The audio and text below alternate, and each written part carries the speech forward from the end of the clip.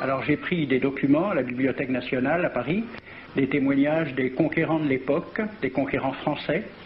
D'abord, des extraits du bréviaire que l'on avait remis aux officiers et soldats qui s'en allaient en Afrique.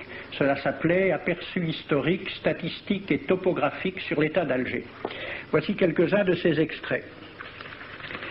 Ces contrées sont des terres vacantes, abandonnées aux mauvaises herbes par la paresse et l'indolence des morts. Les femmes du pays sont livrées par la paresse des Arabes, qui passent toute leur vie à fumer, à la turpitude de mœurs extrêmement relâchées. Elles n'ont pas de religion. Beaucoup doutent qu'elles aient une âme immortelle et croient qu'elles ne sont faites que pour la reproduction.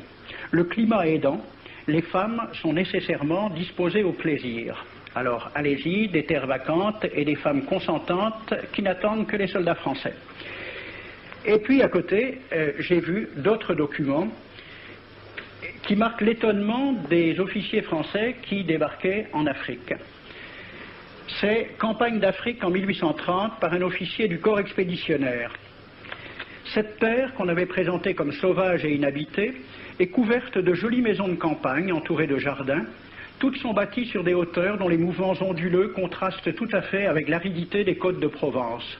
La végétation y est superbe et partout des sources et des courants d'eau fécondent la terre. Les fruits y sont en abondance. Un grand nombre d'aqueducs amènent les eaux jusqu'à la capitale. Et le maréchal Bugeaud lui-même. J'ai reconnu que l'Algérie produit beaucoup de grains, une immense quantité de bétail. L'immensité des terrains ensemencés atteste l'existence d'une population beaucoup plus nombreuse qu'on ne le pensait. Le commandant Claude-Antoine Roset, dans Voyage dans la régence d'Alger en 1833. Presque tous les hommes savent lire et compter. En France, on compte à l'époque 40% d'analphabètes. Ainsi, les soldats qui débarquent sont en général moins instruits que les sauvages qu'ils viennent civiliser. Le ministre de la guerre de l'époque, il s'appelait Girard. Il faut se résigner à refouler au loin, à exterminer même la population indigène. Le ravage, l'incendie, la ruine de l'agriculture sont peut-être les seuls moyens d'établir solidement notre domination. Savary, duc de Rovigo, apportez des têtes, bouchez les conduites d'eau avec la tête du premier bédouin que vous rencontrerez, au nom bien sûr de la civilisation. Christian, dans l'Afrique française. Un détachement de l'armée, parti d'Alger, surprend la tribu désarmée des Olifias et massacre sur le champ tous les hommes, femmes, enfants, sans distinction. On parlera de 12 000 morts. Les troupeaux raflés aux Olifias seront vendus au consul du Danemark. Quant au reste du butin, il fut exposé au marché de Babazoun. On y voyait des bracelets de femmes, encore attachés à des poignets coupés, et des boucles d'oreilles pendant à des lambeaux de chair, au nom de la civilisation. Le colonel François de Montagnac. Selon moi, toutes les populations qui n'acceptent pas nos conditions doivent être rasées. Tout doit être pris, saccagé, sans distinction d'âge et de sexe. L'herbe ne doit plus pousser là où l'armée française a mis le pied. Saint-Arnaud, il était commandant et c'était aussi un mari très attentionné. Il écrit à sa femme « Chère Louise, je suis bivouaqué par une chaleur de 40 degrés au milieu de 20 villages superbes qui ne se sont jamais bien soumis. Je leur ai donné jusqu'à ce soir pour payer les impôts et les amendes que je leur inflige. S'ils ne s'exécutent pas, j'enverrai 3 colonnes brûler tout. » En juin 1845, la tribu des Ouled Riha, chassée de ses douars par les détachements incendiaires du colonel Pélissier, se réfugie dans des grottes de montagne. Ordre du maréchal Bugeaud. Si ces gredins se retirent dans leurs cavernes, imitez Cavaignac aux Béha, fumez-les à outrance comme des renards. Voici le récit d'un témoin, français bien sûr. Voir au milieu de la nuit, à la faveur de la lune, un corps de troupes françaises occupé à entretenir un feu infernal. Entendre les sourds gémissements des hommes, des femmes, des enfants et des animaux, le craquement des rochers calcinés s'écroulant. Le matin, quand on chercha à dégager l'entrée des cavernes, gisaient des bœufs, des ânes, des moutons.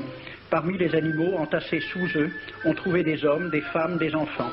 J'ai vu un homme mort, le genou à terre, la main crispée sur la corne d'un bœuf. Devant lui était une femme tenant son enfant dans ses bras. Cet homme avait été asphyxié au moment où il cherchait à préserver sa famille de la rage de cet animal. On a compté 760 cadavres. Le 8 mai 1845, Saint-Arnaud découvre 500 Algériens qui s'abritent dans une grotte entre Ténès et Mostaganem. Saint-Arnaud ordonne à ses soldats de les emmurer vivants. Il écrit « Je fais boucher hermétiquement toutes les issues et je fais un vaste cimetière. La terre couvrira à jamais les cadavres de ces fanatiques. » C'est à peu près ce qu'ont dit les Allemands en massacrant le village d'Oradour-sur-Glane. Montagnac, toujours lui, le colonel. Voilà comment il faut faire la guerre aux Arabes. Tuer tous les hommes jusqu'à l'âge de 15 ans. Prendre toutes les femmes et les enfants. Vous me demandez ce que nous faisons des femmes que nous prenons? On en garde quelques-unes comme otages. Les autres sont échangées contre des chevaux. Et le reste est vendu à l'enchère comme bête de somme. Toujours au nom de la civilisation. Nous rapportons un plein baril d'oreilles récoltées pair à pair sur les prisonniers. Il contient même celle d'un de nos 58 gendarmes morts de maladie. 2 pièces de 100 sous ne sont pas à dédaigner. Le maréchal Soult, ministre de la guerre, répondant à des questions à la Chambre des députés. En Europe, un tel acte serait horrible et détestable. En Afrique, c'est la guerre même. C'est la guerre même, c'est du moins ce que dit le ministre français, mais en face, voici un décret pris par l'émir des Arabes, l'émir Abdelkader.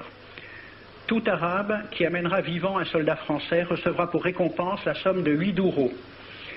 Tout Arabe qui aura un Français en sa possession sera tenu de le bien traiter et de le conduire le plus promptement possible, soit devant le califat, soit devant l'émir lui-même.